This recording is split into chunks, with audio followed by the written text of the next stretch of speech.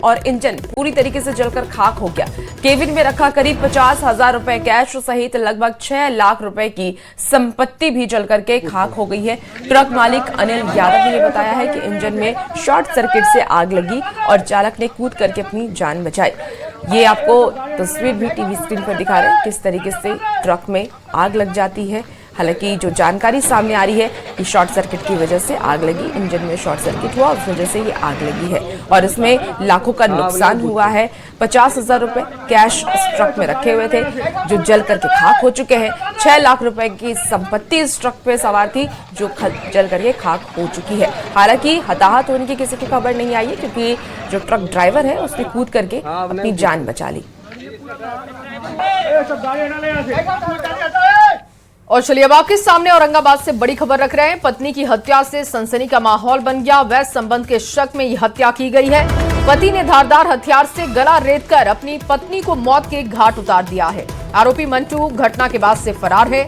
गंभीर हालत में अस्पताल लाई गई महिला, डॉक्टर ने जांच के बाद महिला को मृत घोषित किया। फेसर थाना क्षेत्र के आलमपुर की ये घटना आपको बता रहे हैं। पुलिस मामले की जांच में जुटी हुई है। घटनास्थल पर पुलिस पहुंची, साक्ष्य जुटाए गए, आसपास के लोगों से बातचीत की गई है, जानकारी ली गई तो पता चला कि पति पत्नी का विवाद था और पति का अवैध संबंध था जिस वजह से दोनों के बीच में विवाद रहता था। फेसर थाना क्षेत्र के आलमपुर की यह घटना आपको बता रहे हैं। इस मामले में अभी आरोपी फरार है। पुलिस मामले की जांच कर रही है, आरोपी की तलाश हो रही है और अवैध संबंध के शक में ये हत्या की गई है। पत्नी की हत्या से सनसनी का माहौल बना हुआ है, लोग डरे हुए हैं और अवैध संबंध के शक में यह हत्या की गई। आपको मुजफ्फरपुर से इस वक्त की बड़ी खबर बताएं जहां युवती की गोली मारकर के हत्या कर दी गई है। प्रेम प्रसंग में हत्या की आशंका जताई जा रही है। सदर थाना क्षेत्र में हत्या से हड़कंप मच गया। बाइक सवार बदमाशों ने गोली मारी और घटना के बाद अफरा तफरी का माहौल हो गया। आपको बता दें कि घटना के बाद जो अपराधी हैं वो भी वहां से फरार हो गया और अब पुलिस को इस बात की जानकारी दी गई है। पुलिस मामले की छानबीन में जुटी हुई है। प्रेम प्रसंग के एंगल से जांच पुलिस कर रही है। सदर थाना अंतर्गत अभी एक हमें डेड बॉडी की सूचना मिली थी। पुलिस ने पहुंचकर पता लगाया कि जो मृतिका है उनका नाम जो है नेहा कुमारी है और ये यहाँ बीबीगंज में रह रही थी। अभी आगे की जांच की जा रही है। वीडियो में एक लड़का हमें दिखाया आते हुए, इसके बारे में पता लगाया जा रहा है। मौत के कारण कुछ पता चल पाया? अभी पता नहीं चल पाया है, अभी कहना मुश्किल है क्या कारण है। गोली लगने की बात? गोली लगने से मृत्यु हुई है बट उसकी गोली मारने का कारण अभी। और अगली बड़ी खबर आपके सामने अब गोड्डा से रख रहे हैं जहां तालाब में डूबने से 2 बच्चों की मौत हो गई है। स्कूल से आने के बाद तालाब में नहाने गए थे। ये नहाते समय दोनों भाई तालाब में डूबे हैं। दोनों शवों को तालाब से बाहर निकाल लिया गया है। मुफस्सिल थाना क्षेत्र की यह घटना बताई जा रही है। जानकारी है कि ये दोनों ही बच्चे स्कूल से वापस आए थे जिसके बाद तालाब में नहाने गए और उसके बाद वापस नहीं लौटे। नहाते समय दोनों की डूबने से जान चली गई। दोनों शवों को तालाब से बाहर निकाल लिया गया है। मुफस्सिल थाना क्षेत्र की यह घटना है, लेकिन इस घटना के बाद से मातम पसरा हुआ है। एक साथ 2 बच्चों की जान चली गई। स्कूल से आने के बाद ये बच्चे तालाब में नहाने गए लेकिन डूबने की वजह से इन दोनों की जान चली गई। बस्ती में बैठे, उसके बाद हमारे पास कॉल आया, लेकिन बच्चा वहाँ से गायब हो गया। तो वहाँ से हम आए, पोखर के पास देखते पूरा भीड़ लगा हुआ है। भीड़ लगा हुआ तो हम लोग ढूंढने लगे, खोजने लगे तो देखते एक तरफ में एक बच्चा डूबा हुआ है। दूसरा गोता वाला उतारे, एक बच्चा और निकाला। पहले हमको जानकारी नहीं था। कहाँ का मामला है? घाटबंका।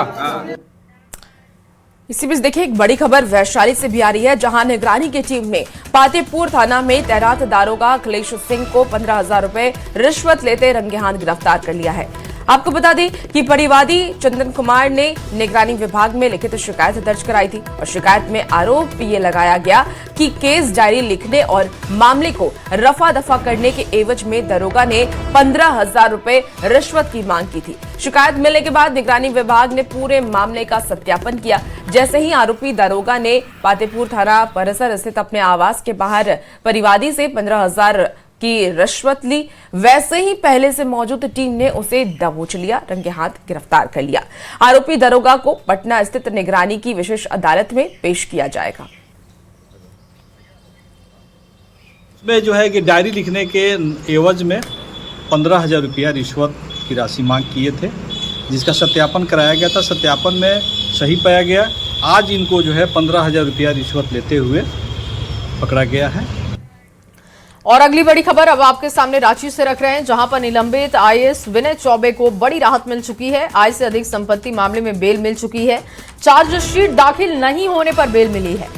एसीबी की विशेष अदालत ने ये बेल दी है। विनय चौबे को डिफॉल्ट बेल दी गई है। निर्धारित समय में चार्जशीट दायर नहीं हुआ, जिसकी वजह से यह फैसला किया गया। अभी जेल से बाहर नहीं आएंगे चौबे। 2 अन्य मामलों में अभी भी वो आरोपी हैं। हजारीबाग में जमीन घोटाले के 2 मामले हैं, जिसमें अभी आरोपी हैं। राहत जरूर मिली है, लेकिन जेल से बाहर नहीं आएंगे। एक मामले में चार्जशीट दाखिल ना होने की वजह से उनको बेल दे दी गई, लेकिन ये राहत उनके लिए कोई खास खुशी लेकर नहीं आएगी, क्योंकि अभी 2 ऐसे मामले हैं जिसकी वजह से उनको जेल में रहना होगा। इसमें हजारीबाग में जमीन घोटाले के 2 मामले जुड़े हुए हैं, लेकिन फिलहाल खबर यह है कि एक मामले में उनको थोड़ी राहत जरूर मिली है, क्योंकि चार्जशीट दाखिल नहीं की गई थी, जिसकी वजह से आईएएस विनय चौबे को बेल मिल चुकी है। आय से अधिक संपत्ति मामले में ये बेल हुई है।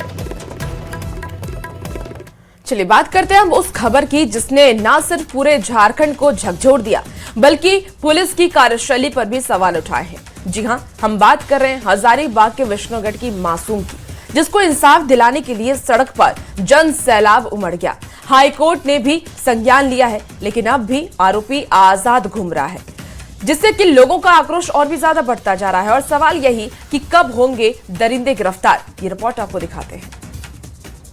विष्णुगढ़ की निर्भया को न्याय कब? लोगों में उबाल, सड़क पर उमड़ा सैलाब।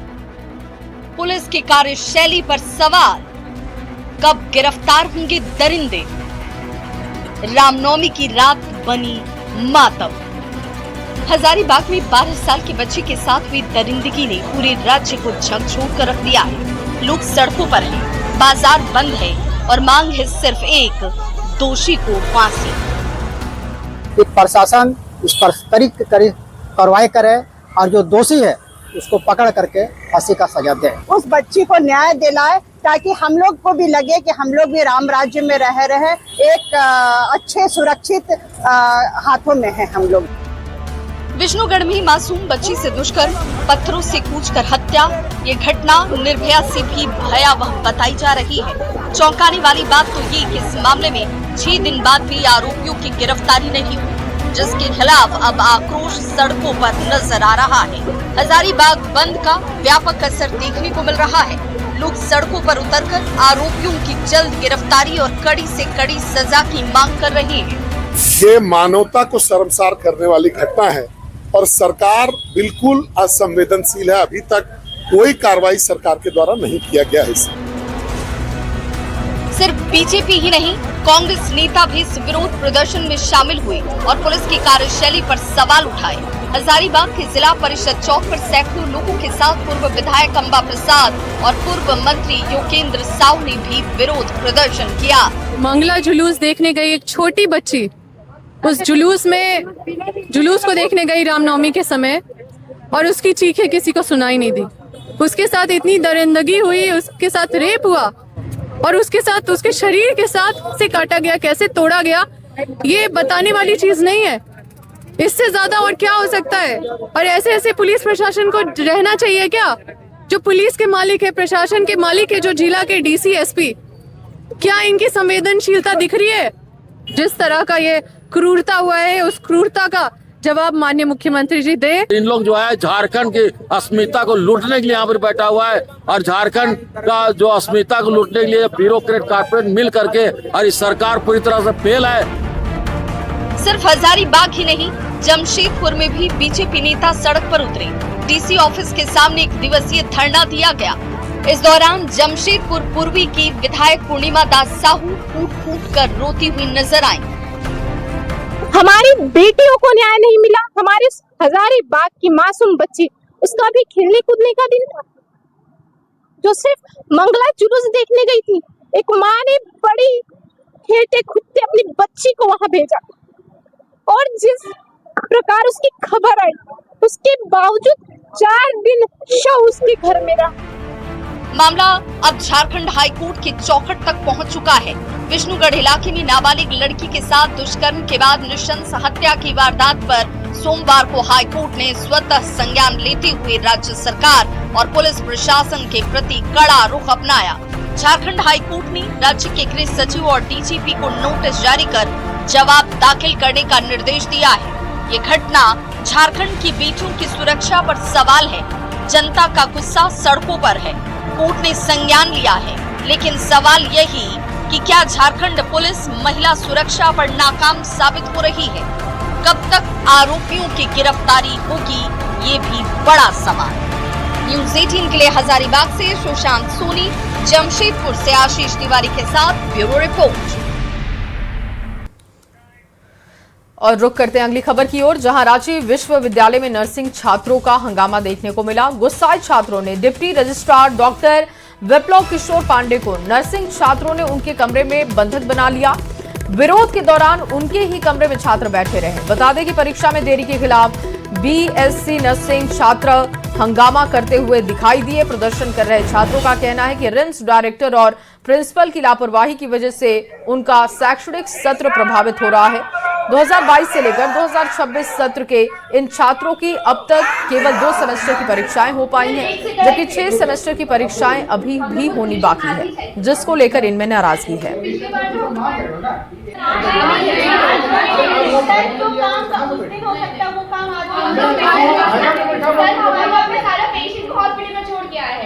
हम लोग का भी काम था पेशेंट के पास चल जाओ नहीं दो जना ना हम गाड़ी में बैठा के कोई बात नहीं आप लोग का चलिए आप जाइए। और झारखंड शिक्षक पात्रता परीक्षा यानी कि जेटीईटी के नोटिफिकेशन से राज्य में बवाल मच गया है। देखिए, परीक्षा में हिंदी, अंग्रेजी, उर्दू, संथाली और मुंडारी, इसके साथ ही कुडुक जैसी भाषाओं को जगह मिली, पर भोजपुरी, मगही और मैथिली को साफ तौर से नजरअंदाज कर दिया गया। और इस नोटिफिकेशन के बाद एक तरफ जहां छात्रों में निराशा है, तो वहीं दूसरी तरफ सियासी पारा भी हाई हो गया है। तो देखिए, झारखंड जेटीईटी 2026 में एक बड़ा उलटफेर हुआ है और कुछ भाषाएं हैं जिसे नजरअंदाज किया गया और इस फैसले के बाद विवाद शुरू हो गया है। जो इस परीक्षा में हिंदी, अंग्रेजी, उर्दू, संथाली, मुंडारी भाषाओं को जगह दी गई है, इन्हें प्राथमिकता दी गई है, लेकिन भोजपुरी, मगही और मैथिली को हटा दिया गया, जिससे कि छात्र नाराज हो गए। देखिए, 100% लोगों को संतुष्ट करना संभव नहीं हो पाता है। सरकार की जो मंशा है, हम सरकारी नौकरियां दें, यहाँ के लोगों को दें, स्थानीय लोगों को दें। मैं समझता हूँ ये जो जेटेट की परीक्षा आयोजित की जा रही है, उसमें वो मकसद सफल होगा। और ऐसे लोकतंत्र है, सभी लोग स्वतंत्र हैं, बातें सरकार तक पहुँचेंगी तो सरकार फिर विचार करेगा इसमें। जेटेट परीक्षा से भोजपुरी, मगही, अंगिका को हटाना है, यह अत्यंत चिंताजनक विषय है। झारखंड सरकार, माननीय मुख्यमंत्री इस पर पुनर्विचार करें। आप एक भाषाई विवाद को लेकर समाज में बांटने का काम नहीं किया जा सकता। झारखंड में पहले भी इस विषय पर विवाद होता रहा है, समय समय पर लोग आवाज उठाते रहे हैं। भोजपुरी, मगही, अंगिका राज्य की संस्कृति और राज्य के सामाजिक समरसता बनाने में अहम योगदान रहा है। और अगली खबर मुंगेर से, जहां चैती दुर्गा पूजा के बाद प्रतिमा विसर्जन के दौरान एक वीडियो तेजी से वायरल हो रहा है। प्रतिमा विसर्जन के समय एक बड़ा हादसा होते होते चला है। जब श्रद्धालु मां दुर्गा की प्रतिमा को कंधे पर उठाकर विसर्जन के लिए ले जा रहे थे, उसी दौरान प्रतिमा के पीछे बने ढांचे के ऊपर खड़ा एक युवक अचानक अनियंत्रित होकर नीचे गिर जाता है। गनीमत रही कि नीचे भारी भीड़ मौजूद थी, जिससे कि युवक सीधे जमीन पर गिरने के बजाय लोगों के ऊपर गिरा, नहीं तो कोई बड़ा हादसा हो सकता था।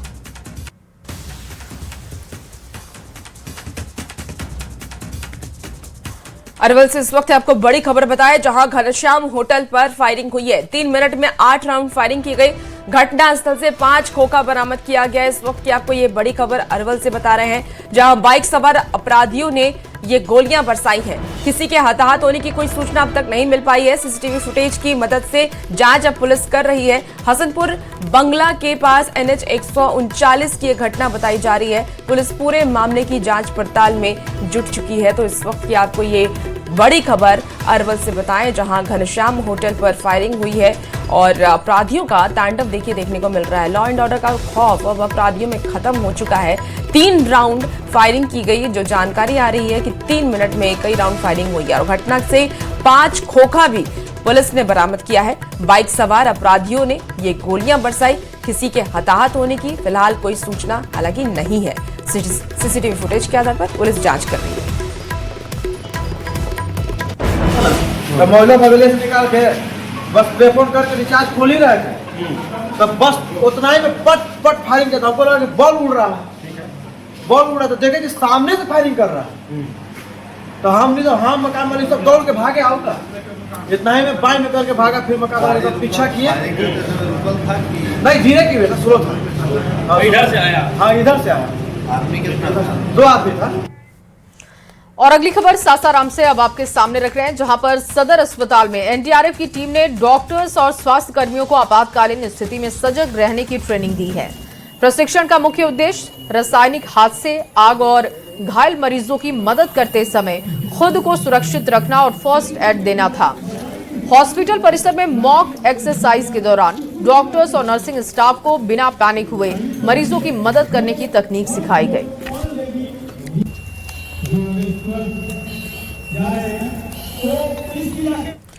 और शेखपुरा में हरहर, इसके साथ ही टाटी, कोरिहारी समेत 4 प्रमुख नदियों में गाद जमा होने से बरसाती पानी का ठहराव बाधित हो गया है। देखिए, जिससे कि सिंचाई व्यवस्था भी प्रभावित हो रही है। मामले को गंभीरता से लेते हुए डीएम ने नदियों की सफाई का निर्देश दिया है। मनरेगा के तहत गाद हटाने का काम अब किया जाएगा और इससे नदियों की जो जल धारण क्षमता है वो ज्यादा बढ़ेगी, भूजल स्तर सुधरेगा और हर खेत तक पानी योजना को गति मिलेगी। प्रशासन ने इसे किसान के लिए राहत भरा कदम बताया है। शेखपुरा में सिंचाई व्यवस्था को मजबूत किए जाने को लेकर जिला प्रशासन ने पहल शुरू कर दिया है। आपको मैं बता दे रहा हूं कि शेखपुरा जिले के 4 बड़ी ऐसी छोटी बड़ी नदियां हैं जो गाद भर जाने के कारण पूरा पानी बरसात का नहीं ठहरा होता है। जिला प्रशासन इसे गंभीरता से लिया है और गाद की उगाही के लिए सर्वेक्षण कार्य जो है जल संसाधन विभाग के द्वारा कराए जाने का निर्देश दिया गया है। डीएम ने स्वयं इसकी मॉनिटरिंग कर रहे हैं ताकि जो नदियां में गाद भर जाने के कारण जो पानी का ठहराव नहीं होता है, इसके कारण से सिंचाई व्यवस्था प्रभावित हो जाता है। सिंचाई नियमित तरीके से हो और जो बरसात का पानी है विभिन्न नदियों में ठहरे, इसकी व्यवस्था अगर गाद की सफाई हो जाती है तो निश्चित रूप से कहा जा रहा है कि शेखपुरा जिला में जो सिंचाई का व्यवस्था होनी चाहिए वो मजबूत हो जाएगा। क्योंकि पानी का जब अभी हम लोग नदियों को चिन्हीकरण कर रहे हैं और हम लोग नदियों के रेजुवेनेशन का मनरेगा से योजना लेंगे और काफी जो नदियां हैं जिनमें गाद भर गई, आपकी बात पूरी तरह से एक्सेप्टेड है कि कुछ नदियां हैं जिनमें कालांतर के साथ हम लोगों की काफी रीजनल हो गई हैं और मृत अवस्था में, उनका जीर्णोद्धार का कार्य का हम लोग रूपरेखा बना रहे हैं और इस बार मनरेगा से हम लोग योजना लेके ये उसकी रूपरेखा तैयार करके उसको कार्यान्वित करेंगे। इस पर जिला प्रशासन ने गंभीरता से लिया है ताकि जो भी नदियां अगर साफ सफाई हो जाएगी तो स्वच्छ नदियां अभियान चलाया गया है, स्वच्छता को लेकर एक अभियान चलाया गया है। मनरेगा योजना से इस योजना की कार्रवाई करने की पहल भी की जा रही है। अजीत कुमार सिन्हा, न्यूज 18 शेखपुरा। देखिए, पटना सिटी के अगमकुआं स्थित नालंदा मेडिकल कॉलेज अस्पताल के चर्म रोग विभाग में 3 अत्याधुनिक लेजर मशीनें लगाई गई हैं। आपको बता दें कि डायोड, पिको और CO2 लेजर मशीनों से अब अनचाहे बाल, चेहरे के दाग धब्बे और गड्ढों का इलाज अब संभव हो पाएगा। डॉक्टरों ने इसे मरीजों के लिए बड़ी सुविधा बताया है। अस्पताल में रोज बड़ी संख्या में स्किन मरीज आते हैं जिन्हें अब बेहतर और आधुनिक इलाज मिलने वाला है। प्रशासन ने इस पहल को स्वास्थ्य सेवाओं में अहम सुधार बताया है। तो देखिए, अब स्किन की कोई भी प्रॉब्लम हो तो आप आराम से यहाँ पर ट्रीटमेंट ले सकते हैं। पटना सिटी के अगमकुआं स्थित नालंदा मेडिकल कॉलेज अस्पताल के चर्म रोग विभाग में 3 अत्याधुनिक लेजर मशीनें लगाई गई हैं और इस मशीन का काम यह है कि अगर किसी के भी चेहरे पर अनचाहे बाल हैं यानी कि लेजर ट्रीटमेंट कराना है तो इस मशीन से करा सकते हैं। चेहरे के दाग धब्बे या फिर गड्ढों का इलाज भी इस मशीन के जरिए हो जाएगा। मेडिकल कॉलेज के चर्म रोग विभाग में हमारे 3 नया लेज़र लगाया गया है, जिसमें से एक लेज़र डायोड का है, एक पिको लेज़र है और एक CO2 लेज़र है। तीनों लेज़र अलग अलग बीमारियों के लिए इस्तेमाल किया जाता है। डायोड लेज़र मोस्टली अनवांटेड बाल जो होते हैं चेहरे पर या कहीं भी बॉडी पे जिन्हें हटवाना हो उसके लिए इस्तेमाल किया जाता है। जो पिको लेज़र है वो पिगमेंटेशन के लिए होता है, जैसे छाई हो गई या फिर दूसरे कोई चेहरे में दाग धब्बे हो गए उनको हटाने के लिए पिको लेज़र है। या कोई लहसुन है जो बचपन से है वैसा लहसुन को हटाने के लिए भी उसका इस्तेमाल होता है। और जो CO2 लेज़र है वो जनरली जो चेहरे पे गड्ढे और दाग हो जाते हैं एक्ने के बाद, मुहासों के बाद, उसके लिए इस्तेमाल किया जाता है।